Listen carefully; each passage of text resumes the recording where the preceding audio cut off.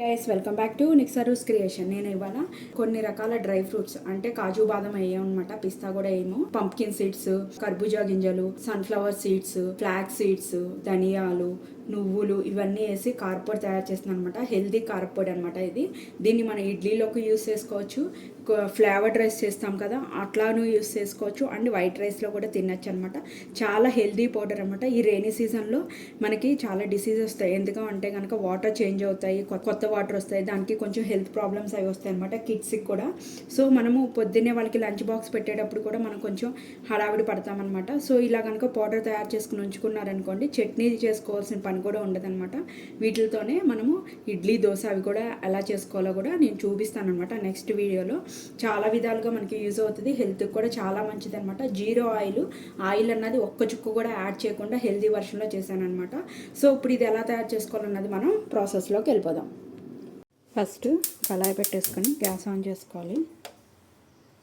కళాయి వేడెక్కిపోయిందన్నమాట. ఇప్పుడు లో ఫ్లేమ్లోకి పెట్టేసుకొని అన్నీ కూడా ఈక్వల్ క్వాంటిటీలో తీసుకోవాలన్నమాట. కొంచెం ధనియాలు ఎక్కువ తీసుకోవాలి అండ్ ఎండుమిరపకాయలు ఎక్కువ తీసుకోవాలి. నేను కొంచెం వెళ్తుగా ఫ్లాక్ సీడ్స్ తీసుకుంటున్నాను. సేమ్ అంతే క్వాంటిటీలో సన్ఫ్లవర్ సీడ్స్ అంటారు వీటిని, అవి సేమ్ అంతే క్వాంటిటీలో కర్బూజా సీడ్స్, పుచ్చిగింజలు, సేమ్ అంతే క్వాంటిటీలో పంప్కిన్ సీడ్స్, సేమ్ అదే బౌల్తో 2 బౌల్స్ ధనియాలు. మన ఈ క్వాంటిటీలో కొంచెం కొంచెం క్వాంటిటీ తీసుకున్నా చాలా ఎక్కువ అవుతుంది అనమాట. మనకి 1 మంత్ వరకు సరిపోతుంది ఈ పౌడర్. ఇవన్నీ కూడా లో ఫ్లేమ్ పెట్టుకొని ఫ్రై చేసుకోవాలి.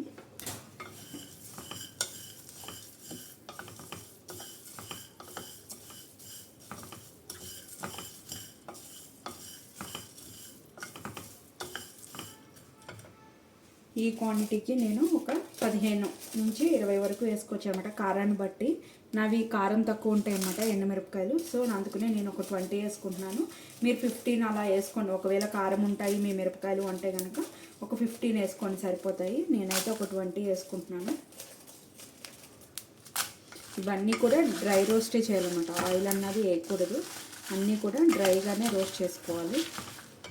ఇందులోనే ఒక 1/2 డజను వెల్లుల్లిపాయ రేకులు ఉంటాయి కదా, ఒక 6 వేసుకోండి.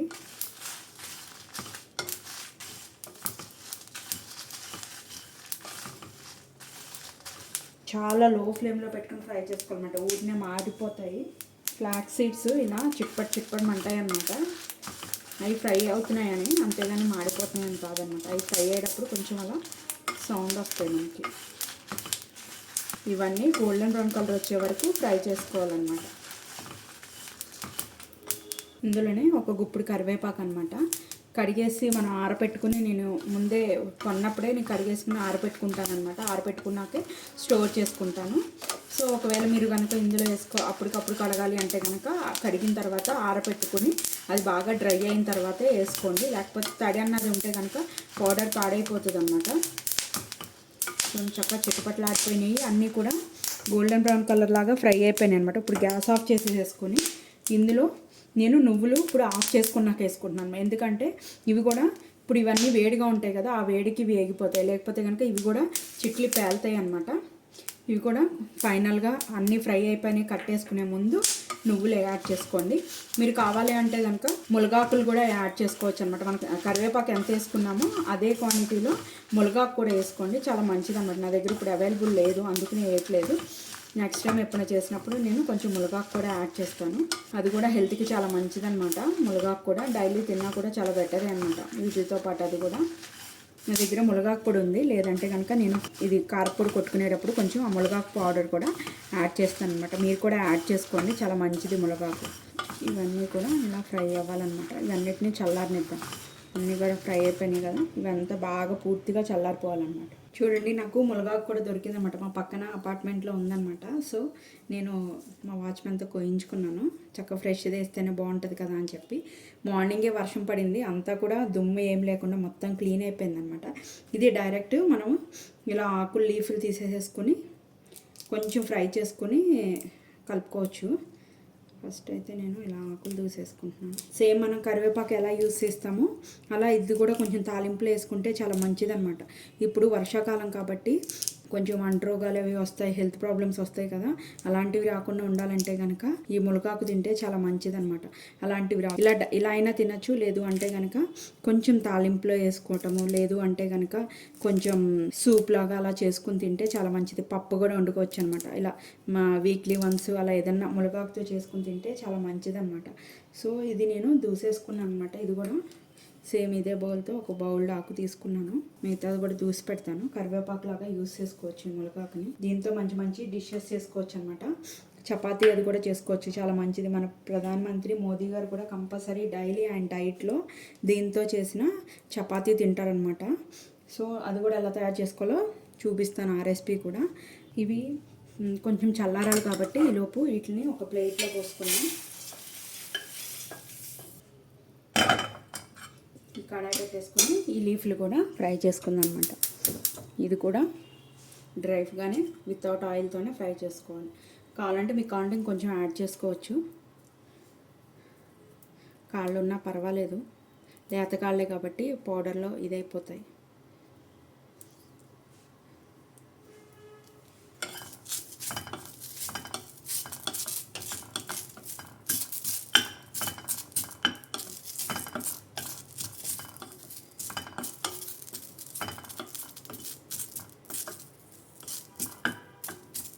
ఫ్రై అయితే ఎన్ని అయినాయో చూడండి. వేసినప్పుడు ఎన్ని ఉన్నాయి, ఫ్రై అయ్యాక ఎన్ని అయిపోయాయి నాకు.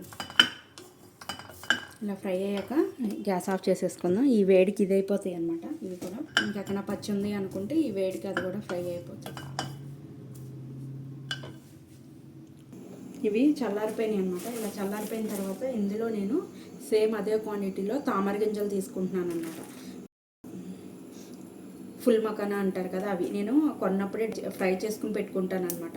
సో అందుకనే ఫ్రై చేయలేదు. ఇన్ కేస్ మీరు కనుక ఫ్రై చేయకుండా వేసుకునే లెక్కనైతే కనుక ముందు మనం పప్పులు వేయించేటప్పుడే ఇవి కూడా వేసుకొని ఫ్రై చేసుకోండి. అండ్ ఇంకొకటి పీనట్స్ కూడా, పీనట్స్ కూడా నేను షాప్ నుంచి తేగానే ఫ్రై చేసుకుని ఉంచుతాను అనమాట. సో అవి కూడా ఒక సేమ్ అదే క్వాంటిటీలో తీసుకుంటున్నాను. మీ దగ్గర ఫ్రై చేసినవి లేకపోతే కనుక మీరు ఫ్రై చేసుకునేటప్పుడు ఈ పప్పులు ఫ్రై చేసేటప్పుడే పల్లీలు కూడా ఫస్ట్ పల్లీలు వేసుకోండి. అవి కొంచెం వేగాక మిగతా పప్పులు వేసుకొని ఫ్రై చేసుకోండి.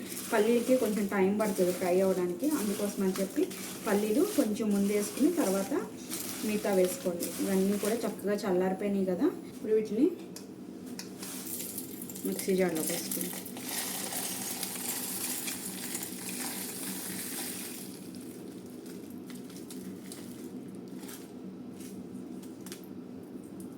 చూడండి. కరివేపాకు ఎలా డ్రై అయిపోయింది. అండ్ ములగాకు కూడా ఇదిగోండి, ఇది ములగాకు, ఇది కూడా ఈ విధంగా డ్రై అయిపోయింది.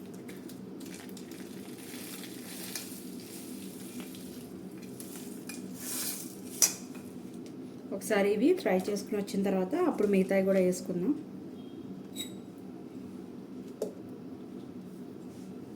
ఇప్పుడు నేను ఒక స్పూను గల్లుప్పు అయితే యాడ్ చేసుకుంటున్నాను అనమాట. తర్వాత టేస్ట్ చూసి కావాలంటే కనుక మెత్తనుప్పు వేసుకుందాము. ఈ క్వాంటిటీ ఒక స్పూన్ అయితే వేసాను అనమాట. మిగతావి కూడా వేసేసుకొని మళ్ళీ మెత్తగా పౌడర్ చేసుకుందాం. మ్యాక్సిమం ఇలాంటప్పుడు కొంచెం వీలైనంత వరకు గల్లుప్పు అన్నది ఇలాంటి వాటిల్లోనూ రోటి పచ్చళ్ళు అట్లా యూజ్ చేయొచ్చు అనమాట. కంపల్సరీ యూజ్ చేయాలి. రాక్ సాల్ట్ కూడా ఎప్పుడు తప్పదు కుదరదు అంటే కనుక మెత్తనుప్పు యూస్ చేసుకోవాలన్నమాట. లేకపోతే ఇలాంటప్పుడు మనం రాక్ సాల్ట్ అంటే గల్లుప్పు యూస్ చేసుకోవాలి కంపల్సరీగా. తీసుకొచ్చి పౌడర్ అయితే రెడీ అయిపోయింది. చూడండి ఎంత కలర్ఫుల్గా ఉందో. ఇది ఎంత కలర్ఫుల్గా ఉందో మన హెల్త్ కూడా అంతే కలర్ఫుల్గా ఉంటుంది. ఇలాంటివి తిన్నామంటే అంతే బాగుంటుంది హెల్త్ కూడా. అందులోనూ మళ్ళీ మనం వితౌట్ ఆయిల్తో చేసామన్నమాట. బాగా మెత్తగా ఏం చేసుకోక్కర్లేదు. కొంచెం ఇలాగే ఉంటేనే బాగుంటుంది అనమాట. మనం కలుపుకున్నప్పుడు బాగా మెత్తగా ఉంటే కొంచెం రైస్లో అది కలుపుకొని తినేటప్పుడు కొంచెం గొంతుకి అట్లా గట్టిగా అనిపిస్తుంది అనమాట. కొంచెం ఈ విధంగా ఉంటే బాగుంటుంది. ఒకసారి ఎంత ప్లేట్లో వేసుకుందాం. చల్లారిన తర్వాత దీన్ని ఏదన్నా ఒక ఎయిర్ టైట్ ఉన్న గాజు సీసాలోకి తీసుకుని మనం కనుక నిల్వ ఉంచుకుంటే దగ్గర బయట అయితే కనుక 1.5 month వరకు ఉంటుంది. అదే ఫ్రిడ్జ్లో స్టోర్ చేసుకుంటే కనుక 3 months వరకు ఉంటుంది అనమాట కంపల్సరీ. దీంతో ఈ పౌడర్తో చాలా రెసిపీస్ తయారు చేసుకోవచ్చు అనమాట.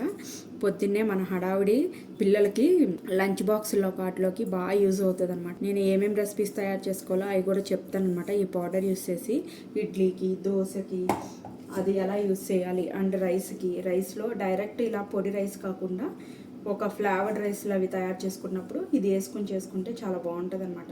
హెల్త్ కూడా పిల్లలకు కూడా చాలా మంచిదన్నమాట. అది కూడా నేను చూపిస్తాను. కొంచెం నెయ్యి వేసుకొని వైట్ రైస్లో తిన్నా కూడా సూపర్ ఉంటుంది. పౌడర్ వితౌట్ ఆయిల్తో చేసామన్నమాట. ఆయిల్ అన్నది అస్సలు వేయలేదు. ఇది కొంచెం చల్లారిన తర్వాత మీకు నేను ఒక గాజు సీసాలోకి తీస్తాను. ఇది చల్లారిపోయింది, నేను బాక్సీలోకి తీసేసుకున్నాను అనమాట. ఇదేమో గాజు సీసాలోకి తీసుకున్నాను. ఇది ఫ్రిడ్జ్లో స్టోర్ చేసుకుందామని, ఫస్ట్ డైలీ యూస్ చేసుకోవడం కోసం అని చెప్పి ఈ టప్పర్వేర్ బాక్స్లో తీసుకున్నాను.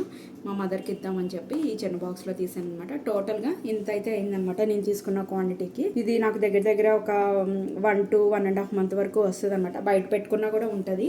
సో నేనైతే ఈ గాజు సీసాలో తీసుకున్నాను. అయితే బయట అయినా పెట్టుకోవచ్చు, లేదంటే ఫ్రిడ్జ్లో అయినా పెట్టుకోవచ్చు అని చెప్పేసి.